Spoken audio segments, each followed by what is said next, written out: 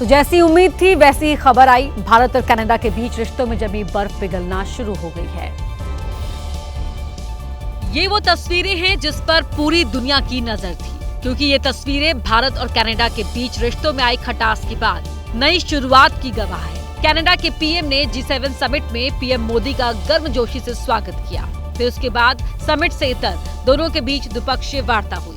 Excellency Prime Minister, it's a great honor to host you at the G7. India has been coming to the G7, I believe, since 2018 in Biarritz with our French partners, and it's a testament to the importance of your country, to your leadership, and to the importance of the issues that we look to tackle together, from energy security, from the energy transition that you're helping to lead, to the future of artificial intelligence, to the fight that we have against transnational repression, against terrorism, against other factors, and the work that we can do together. And it is my great honor to have you here. Carney ने भारत की अहमियत का बखान किया तो PM Modi ने भी G7 में निमंत्रण के लिए शुक्रिया कहा। कार्नी को पीएम बनने की बधाई भी दी और उम्मीद जताई कि विश्व कल्याण के लिए दोनों देश मिलकर काम करते रहेंगे। भारत और कनाडा के संबंध अनेक प्रकार से बहुत ही महत्वपूर्ण है। कनाडा की अनेक कंपनियों का भारत में निवेश है। भारत के लोगों का भी कनाडा की धरती पर बहुत बड़ा निवेश है। लोकतांत्रिक मूल्यों को समर्पित कनाडा और भारत मिलकर के लोकतंत्र को मजबूत करना होगा, मानवता को मजबूत करना होगा, हमारे रिसोर्सेज का ऑप्टिमम यूटिलाइजेशन कर करके मानव जात के कल्याण के काम में कैसे ला सकते हैं, उस दिशा में हम प्रयास करते रहेंगे।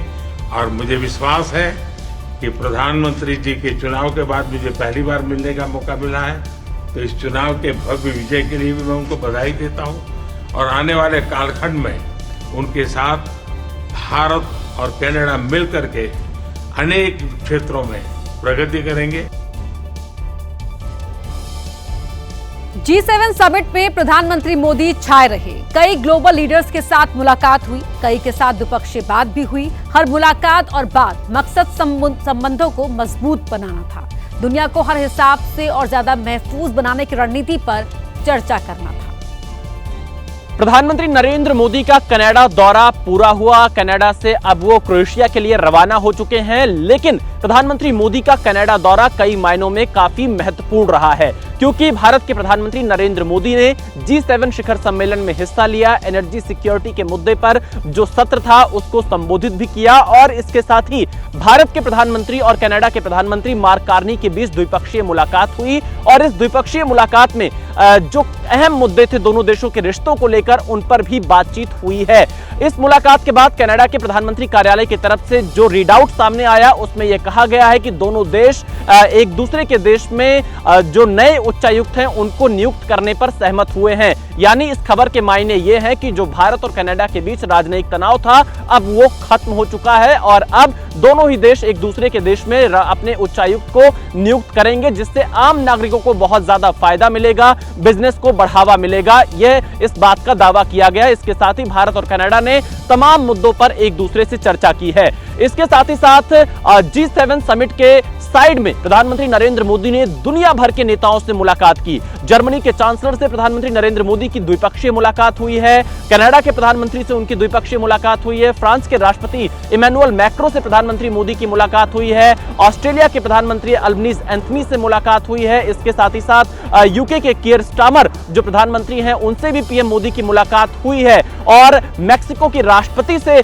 प्रधानमंत्री नरेंद्र मोदी ने मुलाकात की और उन्हें भारत आने का न्योता भी दिया। और इसके साथ ही साथ इटली की प्रधानमंत्री जॉर्जिया मेलोनी से भी उनकी मुलाकात हुई। तो कुल मिलाकर देखा जाए तो विश्व नेताओं से G7 शिखर सम्मेलन के साइडलाइन में प्रधानमंत्री मोदी की मुलाकात हुई है और भारत के हित की बात इन तमाम नेताओं से हुई है। इसके साथ ही साथ वैश्विक स्तर के जो मुद्दे हैं उन पर बातचीत हुई है और इन मुलाकातों के दौरान प्रधानमंत्री नरेंद्र मोदी से जो दुनिया भर के नेताओं ने मुलाकात की, उसमें आतंकवाद की भी निंदा की गई है और भारत ने जो आतंकवाद के खिलाफ कदम उठाए हैं उनका भी दुनिया के कई देशों ने समर्थन किया है। कुल मिलाकर यह कहा जा सकता है कि वैश्विक मंच पर भारत ने अपनी आवाज को बहुत बुलंद तरीके से रखा है और प्रधानमंत्री नरेंद्र मोदी के इस कनाडा दौरे का मायने यह निकलता है कि आने वाले दिनों में भारत और कनाडा के बीच संबंधों में सुधार दिखाई पड़ सकता है, क्योंकि ट्रूडो की वजह से भारत और कनाडा के संबंध खराब हुए थे, लेकिन अब मार्क कार्नी उन जो कमियां थी उनको दूर करते हुए दिखाई दे रहे हैं और भारत और कनाडा के संबंधों को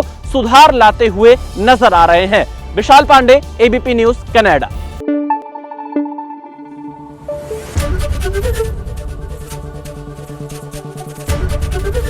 एबीपी न्यूज आपको रखे आगे।